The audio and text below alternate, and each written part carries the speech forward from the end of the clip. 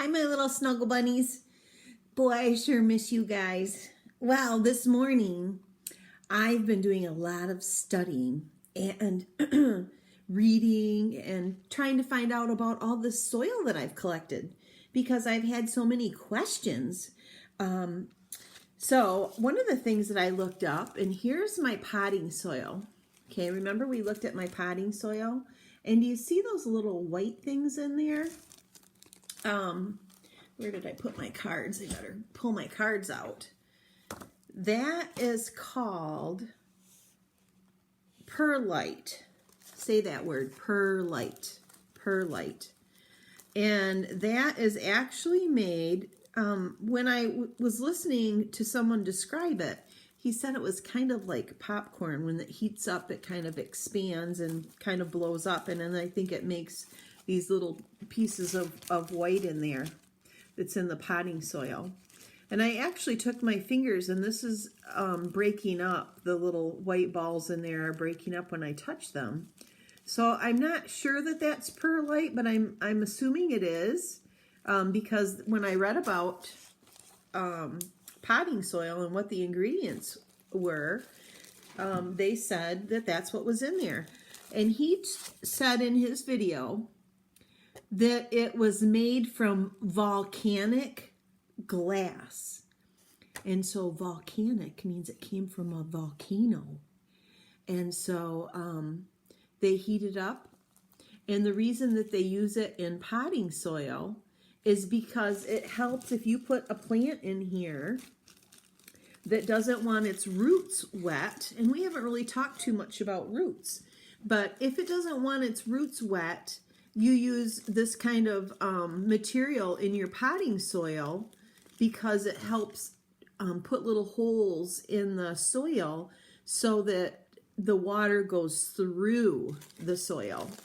Okay, so that's what happens, and the roots don't want to get wet.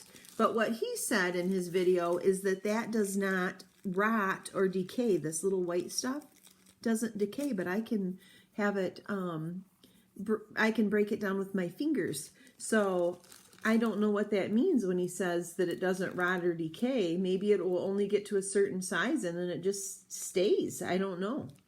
But that is what it is. And so then potting soil, in the soil right here, I read about it, and it has moss in that soil. There's moss in here, down here. There's moss. And so the soil that's underneath here is what's called the peat. This is the moss, and the peat, I guess, part is the brown part underneath here. That's the part of the soil that they like, is the rich brown soil. So the top part, what happens to this part, this holds water. These little green plants, they hold water. And as they grow and die and get old, they break down and they stay right on top of this, and the green stuff keeps growing up. But when it decays, that means rots. It starts to rot away, kind of like a rotten apple gets bad and it turns brown. Well, that's what happens here. And then it turns into this rich soil underneath here. And that soil right there is really, really good soil to plant with. So this was just the very top. So I'd have to dig down. I'd have to pull this part off and then dig down and get more of that dark soil to plant. But what they do is they get some of this soil and they put it with the white stuff, see, in here in this bag. And then they put, when we were studying about our rocks, there's a rock that's called lime, and they crunch that all up. And then they also take bone meal, which means it's part of probably some kind of bone. And they probably crunch it all up, and they put that in there too. So that's what is made, that's what's all in the potting soil. So there's lots and lots of different kind of moss. There's moss that grows on trees, but that's not peat moss. That's a different kind of moss. So, but this is absorbent. And what that means is, like, if you have a sponge at home and you take your sponge over to the counter, this is what I want you to do. If you have a sponge at home, find a sponge. If it's a really hard sponge, you'll want to get it wet first and let it get all soft first, and then squeeze the water out. Then put a little bit of water on the counter and take your sponge over and set your sponge down. And what happens? What happens? The sponge should suck the water up. And that's what this moss does. It sucks up the water and it stays inside there. So this has moisture. Moisture means it's wet. That's in it. And remember when I had a hard time getting into my gravel? I couldn't dig it up very well. And I think I have my gravel. Oh, yeah. And it was real sandy, remember, and hard with rocks. That is because where I got my gravel, the sun comes out and it's so hot. And the gravel is down there in the sand and saying, I'm so hot. I don't have any water. There's no water in the gravel, so it's not holding it together. Where this has water in it, and some of our other soils had water, like this one. Let's see if it still has water in it. It still does. Look at it, still in one piece. That's because there's moisture or water in this soil. That's where it's found too. It's found where there's water. So that's why it holds together like this. So if you have sand that's in an area where there's no shade and just the sun comes down and beats on the sand or the soil, it will be very, very dry. But if you have sand or soil that's found under a tree, like my whole backyard, there's a river in my backyard, the Cedar River. And so there's a lot of water there. And my house is built on top of wet ground. We had to have certain permission to build my house. And out from under, I have, I think it's called a French well or something. I'm not sure. But underneath of my house, there are pipes and tubes that take the water that's from under my house and it pours it outside. So there's something like 22 or 25 gallons of water coming out from under my house a minute. That's a lot of water. So, and then the other thing, what else? Oh, sandy loam. That one was this one. Okay. And I'm going to just show you this way. So look at, here's a clump. It's not as big or as dark. Let me get a clump from over here. Okay, I don't know if you, can you see that? One is not quite as dark as the other one. This one's real dark and this one's not as dark. Okay, so the sandy loam and the sandy loam is, here it is again. Do you see? There's some of it that is falling apart. And it, oh, I'm making a mess of my table. Here's my notes and there's my, can you see all the mess on the table? So the sandy loam has sand in it. So sand, when we remembered we'd look at our sand, well, here's a bag of sand. I'll use this one. Remember the sand, how fine it is? So the sandy loam has this really, look at, can you even see me dropping it? Yeah, a little bit, right? You can't see it in my hand. Whoop, maybe you can. I can't get close enough though. So there's the sand. It's really, really fine because sand, if you go to the beach, what is shining down on the sand all day long? The sunshine. So even though it's near water, if you dig down far, you'll find that it's wet down, way down far, but underneath the top sand. But the top sand is really dry and really fine, and you can find dry sand like with your gravel. We had lots of dry. Look at sand. There's the gravel sand. So the sandy loam has sand in it, and it has our heavy This is really not silt, but silt comes from, silt is stuff that it flows with the water, and it's found down here by this wet stuff. So it's a combination, and there's clay in there too. So it's a combination of those items that make up this sandy loam. I learned something else today.